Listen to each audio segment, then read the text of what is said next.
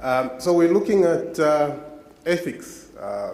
This is one of those topics that we often read about, but it's not often discussed in conferences like this one. So I hope I won't get into trouble with what I'm going to say. If I do, you can find me in the corner somewhere and take me up on it.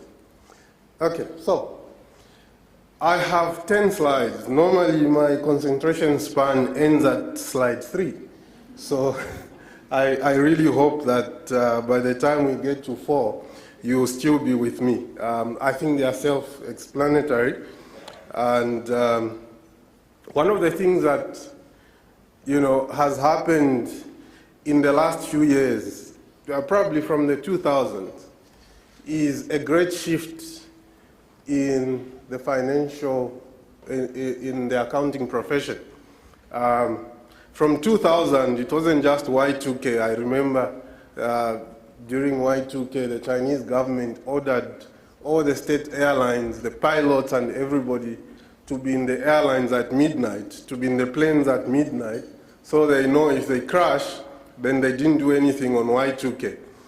Soon after Y2K, we had 9/11, and that really brought in an era where governments feel entitled to look into your business. So not just your business as, somebody that they think is a terrorist, but also your business as a taxpayer, your business as an individual. So there's very little that you can hide from governments these days. And I think a gentleman by the name of Edward Snowden has made us very aware of that.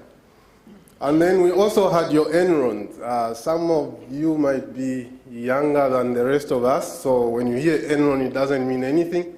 Or when you hear Arthur Andersen, it doesn't mean anything. But those of us who were alive then and in the profession will remember the great shift that happened with your Enrons, Arthur Andersen's, WorldCom, and Global Crossing. South Africa, to bring it back home, we had, the famous bread cartel. We had the cement cartel. We had, I think, something to do with pipes. There have been all sorts of things. And this all builds up into an erosion of trust, an erosion of trust. People don't just trust business anymore. 2008, so you can see how turbulent the 2000s were. 2008, we had Lehman Brothers, the famous Lehman Brothers. We had Lloyd, we have RBS. We had all sorts of problems from 2000 and 2010.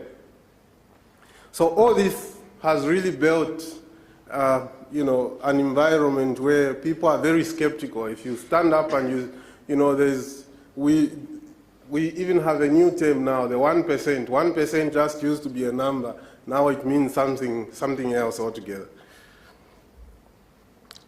And then we had, from 2010, a few things that have happened. Okay, global recession.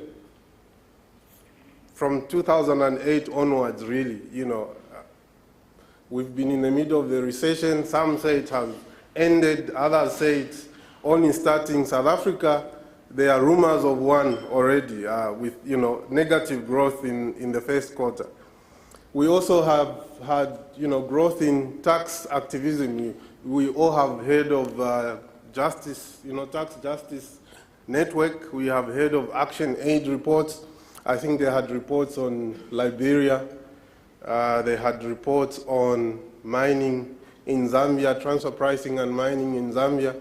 We even had transfer pricing coming into Marikana just last week. So you can see just how, tax feeds into everything. The reputation of a company, people are saying, oh no, you can afford to pay $12,500 if you adjust your transfer pricing. That's just, how important it is to make sure that as tax administrators,